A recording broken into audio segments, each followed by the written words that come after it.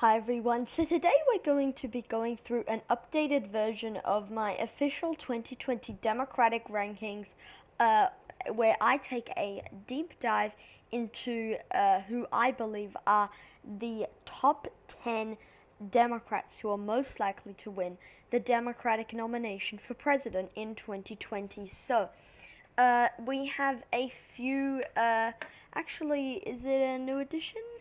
No, it's actually not a new edition. But so it's the same 10 people that we have last time. There's actually not all that much movement within the within the 6 to 10 category, but there is quite a lot of movement within who I perceive as the top 5 frontrunners for the Democratic nomination. So let's get right into it. So I have my notes here, my water here. Okay, let's go. So again, these are the candidates: Joe Biden, Cory Booker, Pete Buttigieg, Julian Castro, Kamala Harris, Amy Klobuchar, Beto O'Rourke, Bernie Sanders, Elizabeth Warren, and Andrew Yang. So those are the candidates we will be looking at today.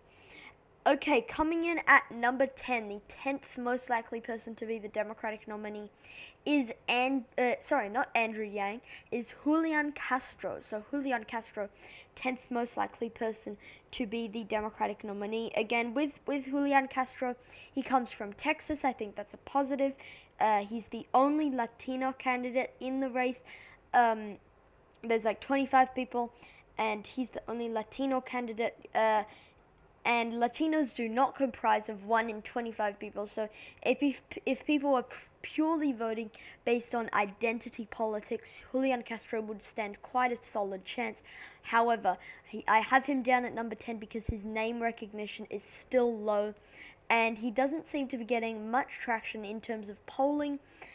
Still sitting in that 1% range. It looks likely he'll qualify for the first 2 debates. In fact, he has qualified for the first 2 debates, but it looks unlikely he will qualify for some of these later debates, in debates 3, 4, and probably debates 5, 6. So that's Julian Castro. The next person on our list is Amy Klobuchar, the Minnesota senator. So Amy Klobuchar, she's an interesting character. She comes from Minnesota. She won her positives is she can really make a solid argument as to why she would be able to beat Trump, which is what Democratic voters are looking for in a candidate right now, because again, she won her last race by a very solid margin. Her what do you call it? Her name ID relatively high, relatively good. Still not up there with the likes of Biden, Bernie, and even Elizabeth Warren. So yes, I would say Amy Klobuchar at the 9th spot, but again, she doesn't seem to be getting much traction. She was at 3% when she first announced. She's about half that at 1.5% right now. And again, I would say Amy Klobuchar, ninth most likely person to be the Democratic nominee. Andrew Yang comes in at number 8. Now, people might say, oh, Andrew Yang's not 8th most likely person to be the Democratic nominee. He's been running since 2017, and he is barely getting 1% in the polls. So again, that's definitely a disadvantage for Yang. But he is solidly gaining. I mean, he is slowly but surely moving his way up the ranks. But again, with Andrew Yang, he also has a very strong internet following. But with Andrew Yang, again, his name ID is still very low for Andrew Yang. So that is Andrew Yang, the 8th most likely person to be the Democratic nominee. Next person, so out of the following people: Joe Biden, Cory Booker, Pete Buttigieg, Kamala Harris, and Beto O'Rourke, Bernie Sanders, Elizabeth Warren. Who's the next person? I believe... Oh, whoops. Didn't mean to do that. Now you can all see that, so we may as well put that out anyway. Cory Booker, 7th most likely person to be the Democratic nominee. Now, with Cory Booker, I personally, I personally don't think that he's going to resonate with voters. He was getting into 4%, even 5%. He's slumped back down to about 2-ish% in most polls for Cory Booker. So Cory Booker's 7th most likely person. His name ID is still relatively low. However, he is building it.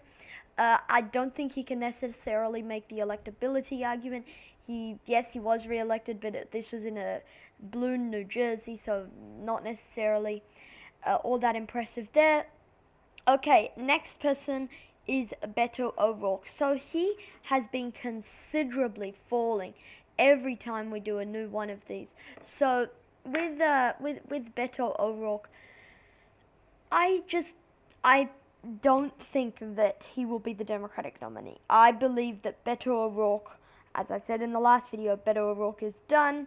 He doesn't have a chance. His campaign relaunch doesn't seem to be working. He's still stuck at 3.5% in the polls. He'll make the first and second debates. I don't know if it looks like he's making the third and fourth. I don't know about the 5 and 6. It looks, I mean, maybe he's just doing this to build his profile and then jump into the Senate race. Looks like Julian Castro might be doing that as well. So we'll just have to wait and see. But again, Beto O'Rourke, again, he is from Texas, so that would be an advantage. He can make the electability argument, but his moment has just passed, man. I mean, he is just like really gasping for air before he goes underwater. So let's move those names across: Julian Castro, Andrew Yang, Amy Klobuchar, Pete Buttigieg, and Cory Booker. Actually, there's a mistake there. Andrew Yang is number 8, Amy Klobuchar's number 9. Okay, now moving on to the next one. The 5th most likely person to be the Democratic nominee, I believe, is Mayor Pete Buttigieg. So with Pete Buttigieg, I did have him at number 3 or 4 last week. He has been going down in the polls. Well, not down, but you know, his support has been decreasing a little bit, and his moment definitely seems to have passed. I mean, you know, he had the moment, kind of ended 1 month ago-ish, so we'll have to wait and see how Pete Buttigieg does. Again, he did gain support through his moment. I wonder how long that's going to last. So that is number 5, Pete Buttigieg. So number 4, the 4th most likely person to be the Democratic nominee, I believe, is California Senator Kamala Harris and former prosecutor Kamala Harris. So with Kamala Harris, pros, she's only been in the Senate, well, that's not necessarily a pro, but pros, she's from California. That's very important. She stands an excellent chance of winning in her home state.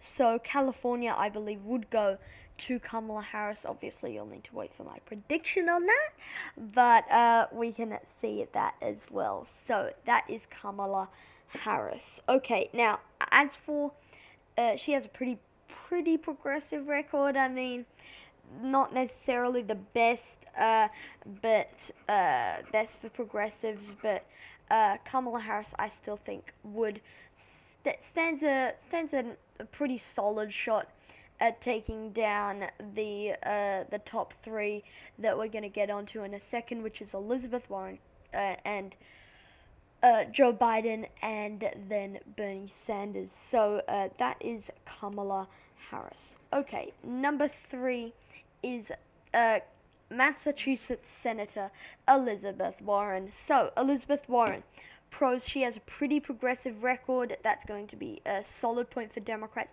She has been rising steadily in recent polls. She's kind of taken the place of Pete Buttigieg. She's been rising while Buttigieg has kind of been falling. Same thing with Beto O'Rourke, Kamala Harris. Elizabeth Warren, I think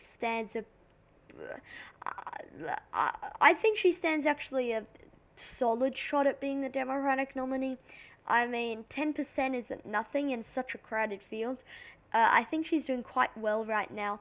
It seems that her kind of polling, if you will, we could see that the polling kind of, she got a bit of a bump when she announced. She went into a bit of a quiet period, and then she started slowly but steadily going up. It seems like now she may have plateaued a little bit on that, so it'll be interesting to see how Elizabeth Warren does. But overall, I think she's definitely improved. She's gone from being number 5 from the last rankings all the way up to number 3, so that is Elizabeth Warren. Number 2, second most likely person to be the Democratic nominee for president, I believe, is former Vice President Joe Biden. No, just kidding, of course. Vermont Senator Bernie Sanders. At first, we have Joe Biden. So, but this is a big change. I mean, number 1 is change. If number 1 changes spot, that's pretty big news. So, Bernie Sanders. With Bernie Sanders, I think if we look at his polling, he got a, oh goodness me, what's that? Oh, okay, let's close that. I don't know what that is, and then, okay, that's really weird. Yeah, so we could see with Bernie Sanders, when he announced, he kind of went up, then he kind of plateaued there for a little bit. Then when Joe Biden announced, he took a tumble, right? He took a tumble there. Oh, goodness me. He took a tumble. Then Joe Biden slowly but steadily went down. He went up a bit. Now he's kind of plateauing off a little bit.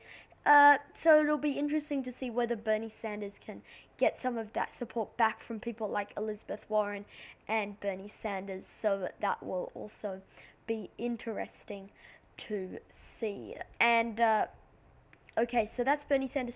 So again, Joe Biden, he was kind of plateauing at around the 30-ish mark, and then when he announced, he shot up to 40%, 42% high, and then slowly but surely he's been kind of coming down, and has kind of been plateauing off though in the last week within the recent polls. So it'll be interesting to see how, if and when that trend continues.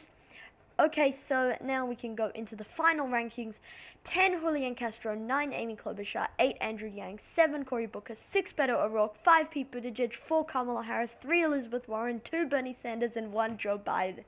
So that's a long list of names. So that's it for watching today's set of videos. Thank you for watching this video. Comment down your suggestions below, and I'll see you all in the next one. Peace.